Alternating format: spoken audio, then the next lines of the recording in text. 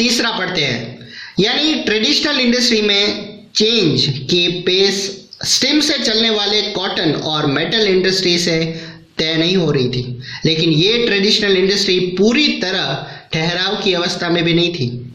Food processing, building, poultry, glass work, leather tanning यानी कि चमड़े का व्यापार, फर्नीचर और औजारों के प्रोडक्शन जैसे बहुत सारे नॉन मैकेनाइज्ड सेक्टर्स में जो ग्रोथ हो रही थी वो मेनली ऑर्डिनरी और छोटे छोटे इनोवेशन का ही परिणाम थी।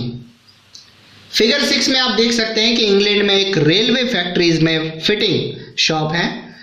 उसमें लोकोमोटिव इंजन्स बनाए जाते हैं नए वाले, और पुरानों की मरम्मत की जाती है, रिपेयरिंग होती है। तो चौथा पॉइंट है कि टेक्नोलॉजिकल चेंजेस की गति धीमी थी। इंडस्ट्रियल लैंडस्केप पर ये चेंजेस ड्रामेटिकली तेज नहीं हो रहे थे। नई टेक्नोलॉजी कॉस्टली थी, बहुत महंगी थी। मर्चेंट्स एंड इंडस्ट्रियलिस्ट उनके इस्तेमाल के सवाल पर फूक फूक कर कदम रख रहे थे। मशीन्स अक्सर खराब हो जाती थी और उनकी मरम्मत, रिपेयरिंग पर काफ़ी खर्चा आता था। उतनी अच्छी भी नहीं थी जितना उनके इन्वेंटर्स और मैन्युफैक्चरर्स का दावा था। इस बात को समझने के लिए आइए स्टीम इंजन का एग्जाम्पल लेते हैं। जेम्स वॉट ने न्यू कॉमन द्वारा बनाए गए स्टीम इंजन में सुधार किए और 1871 में न्यू इंजन को पेटेंट करा लिया।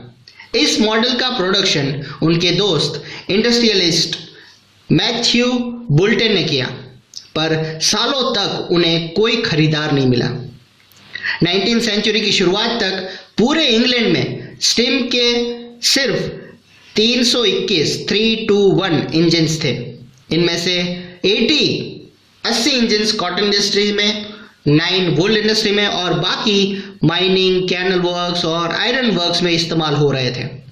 और किसी इंडस्ट्री में स्टीम इंजन का इस्तेमाल काफ़ी टाइम बाद वो चला ही नहीं, यानी वर्कर्स की प्रोडक्टिविटी कई गुना बढ़ाने की संभावना वाली सबसे पावरफुल टेक्नोलॉजी को अपनाने में इंडस्ट्रियलिस्ट बहुत हिचकिचा रहे थे। यानी कि लोगों का काम आसान बनाने के लिए ही ये मशीन्स बनाई थी, लेकिन जो इंडस्ट्रियलिस्ट थे वो इसे एक्सेप्ट करने को तैयार ही नहीं थे। अब हिस्टोरियंस इस बात को मानने लगे हैं कि 19वीं सेंचुरी के बीच में टिपिकल वर्कर मशीनों पर काम करने वाला नहीं बल्कि ट्रेडिशनल क्राफ्ट पर्सन और लेबरर ही होता था। फिगर 7 में आप देख सकते हैं कि 1830 की एक स्पिनिंग फैक्ट्री। आप देख सकते हैं कि किस तरह स्टीम की पावर से चलने वाले जाइंट व्हील्स एक साथ सैकड़ों स्पिंडल्स यानी कि तकलियों को घुमा रहे थे। सेकंड पॉइंट देखते हैं, hand labour and steam power. Victorian Britain में ह्यूमन लेबर की कोई कमी नहीं थी। गरीब किसान और बेकार लोग कामकाज की तलाश में बड़ी संख्या में टाउन्स को चले जाते थे, शहर में आते थे।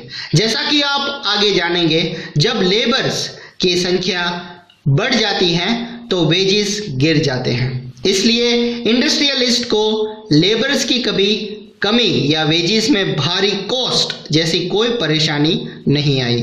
उन्हें ऐसी मशीन्स में कोई दिलचस्पी नहीं थी जिनके कारण वर्कर्स से छुटकारा मिले और जिस मशीन्स पर बहुत ज़्यादा खर्चा करना पड़े। सोर्स ए पढ़ते हैं। विल थॉर्न सीजनल काम की तलाश में निकलने वाले वर्कर्स में से एक थे। उन्होंने ब्रिक्स उठाने और दूसरे छोटे मोटे काम किए। वो बताते हैं कि जॉब सीकर्स जिसे जॉब चाहिए, किस तरह पैदल लंदन आते थे।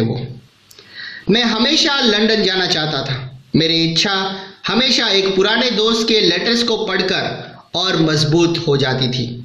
वो old cantt road gas works में काम करता था। आखिरकार मैंने जाने का मन बना ही लिया। नवंबर 1881 में 2 दोस्तों के साथ मैं सफ़र पर निकल पड़ा।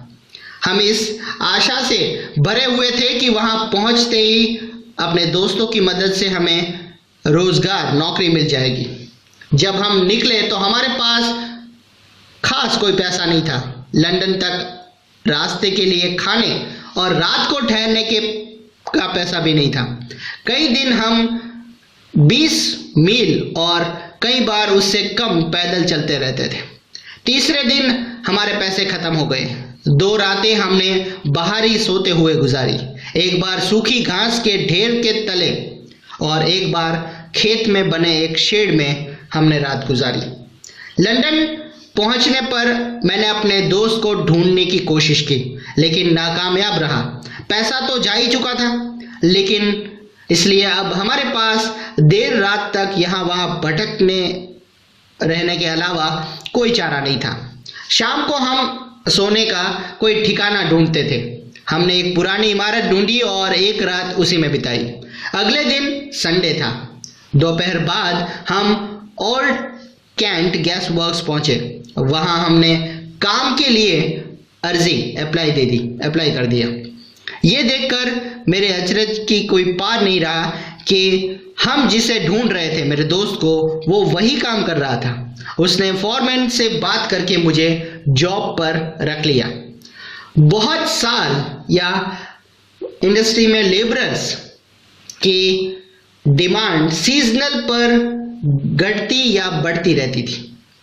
गैस वर्क्स यानी कि गैस घरों और ब्रेवरीज यानी कि शराब खानों में कोल्ड यानी कि विंटर के दौरान ज्यादा काम रहता था। इस दौरान उन्हें ज्यादा वर्कर्स की जरूरत होती थी। क्रिसमस के टाइम बुक बाइंडर्स और प्रिंटरों को भी दिसंबर से पहले एक्स्ट्रा वर्कर्स की दरकार रहती थी। पोर्ट्स पर जहाज़ों की मरम्मत यानी कि रिपेयरिंग और साफ सफाई की और सजावट का काम भी विंटर में ही किया जाता था। जिन इंडस्ट्री में मौसम के साथ प्रोडक्शन घटता या बढ़ता रहता था, वहां इंडस्ट्रियलिस्ट मशीनों की बजाय वर्कर्स को ही काम पर रखना पसंद करते थे। फिगर 8 में आप देख सकते हैं कि काम की तलाश में निकले लोग, कुछ लोग छोटी मोटी चीज़ें बेचते और टेम्पररी वर्क तलाशते हुए हमेशा एक जगह से दूसरी जगह भटकते रहते थे।